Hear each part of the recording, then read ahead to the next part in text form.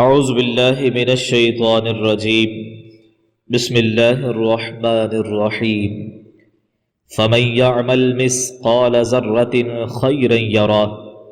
ومن یعمل مثقال ذرة شرا یرہ آمنت باللہ صدق اللہ العظیم۔ حمد و صلات کے بعد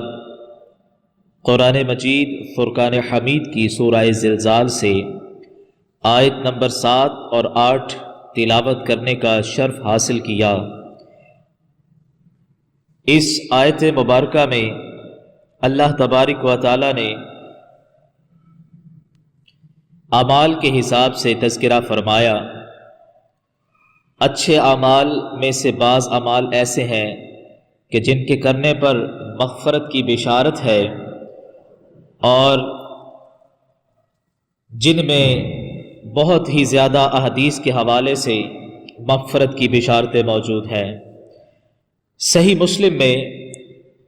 کتاب الصیام میں حدیث نمبر 1976 میں حضرت ابو قتادہ رضی اللہ تعالی عنہ سے روایت ہے کہ رسول اللہ صلی اللہ علیہ وسلم نے ارشاد فرمایا، یوم عرفہ کا روزہ گزشتہ اور آنے والے دونوں سالوں کے گناہوں کا کفارہ ہے، اور اسی طرح یہ ایک ایسا خوبصورت نفلی عمل ہے کہ جس کے کرنے سے گناہوں کا کفارہ ملتا ہے۔ تو ذرا سوچئے کہ جب ہم فرض روزہ رکھیں گے تو اللہ تعالیٰ اس کا ہمیں کتنا اجر و ثواب عطا فرمائے گا۔ اس کے ساتھ ہی اسلام کے اندر کچھ ایسے مضامین ہیں اور ایسے عمل ہیں کہ جن پر عمل کرنے سے اللہ رب العزت کی طرف سے بخشش کا سامان ملتا ہے، جیسے کہ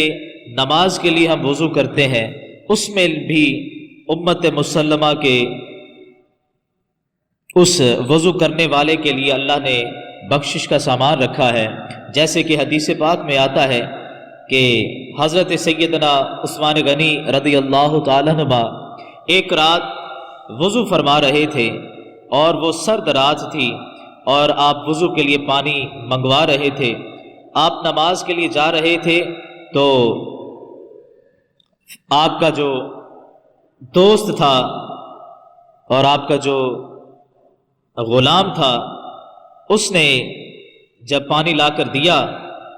اور آپ نے اپنے چہرے اور ہاتھوں پر بار بار پانی ڈالا، وہ عرض کرتے ہیں کہ حضور والا، آپ کا تو وضو مکمل ہو گیا،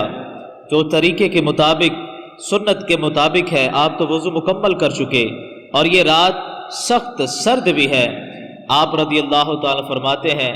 اور پانی ڈالو، کہ بے شک میں نے رسول اللہ صلی اللہ علیہ وسلم کو فرماتے سنا ہے کہ کوئی بندہ جب کامل وضو کرتا ہے تو اللہ تعالیٰ اس کے اگلے اور پچھلے گناہ بخش دیتا ہے۔ تو محترم حضرات ذی وقار، کامل وضو سے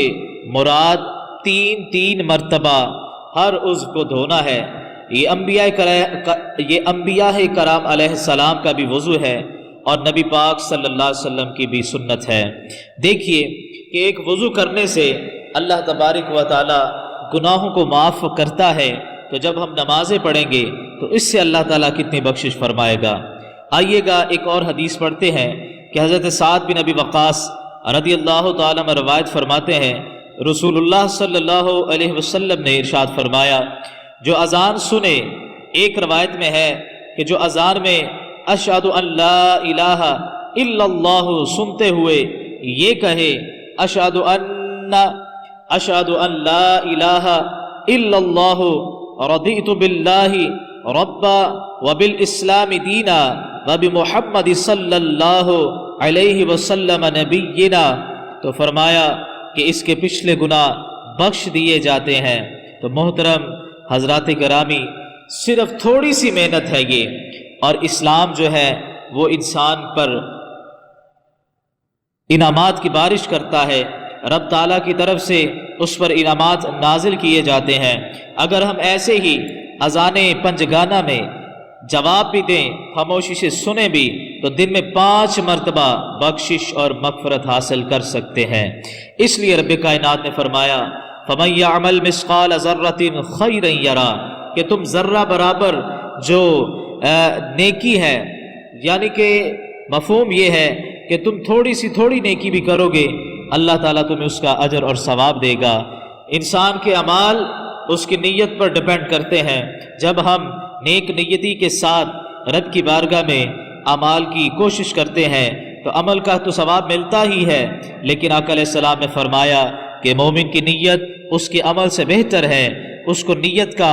اجر و ثواب ملتا ہے۔ اس لیے اے میرے اہل اسلام بھائیوں، ہمیں دین پر عمل کرنا چاہیے اور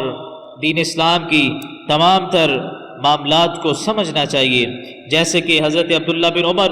رضی اللہ عنہ سے روایت ہے، آپ فرماتے ہیں کہ حضرت عبداللہ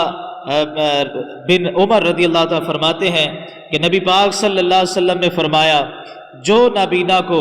40 قدم طے کرائے اللہ تعالیٰ اس کے اگلے اور پچھلے گناہ بخش دیتا ہے۔ یہ ہے اسلام کی خوبصورتی کہ دیکھیں کہ ایک نابینا شخص کو اس کا ہاتھ پکڑیں اور اس کو 40 قدم لے کے ساتھ چلنے سے مراد یہ ہے کہ آپ اس کو رستہ دکھائیں، اس کو جیسے آج کے دور میں کوئی سڑک پار کروا دیں، ایک جگہ سے دوسری جگہ وہ نہیں جا سکتا تو ہم اس کو لے کے چلیں۔ اب اس کی منزل تک پہنچانا تو ایک طرف صرف 40 قدم اس نیت سے کہ ہم اس کی مدد کر رہے ہیں، اتنا آپ چلیں گے تو اللہ تعالیٰ آپ کے اگلے اور پچھلے گناہوں کو بخش دیتا ہے۔ یہ ہے میرے اہل اسلام بھائیوں، یہ ہے اسلام کی خوبصورتی کہ اتنے سے عمل سے بھی اللہ اتنا راضی ہوتا ہے، اور جب ہم پورے کے پورے اسلام میں داخل ہوں گے تو اللہ کی ذات ہم پر کتنا راضی ہوگی۔ اللہ ہمیں دین اسلام پر عمل کرنے کی توفیق عطا فرمائے۔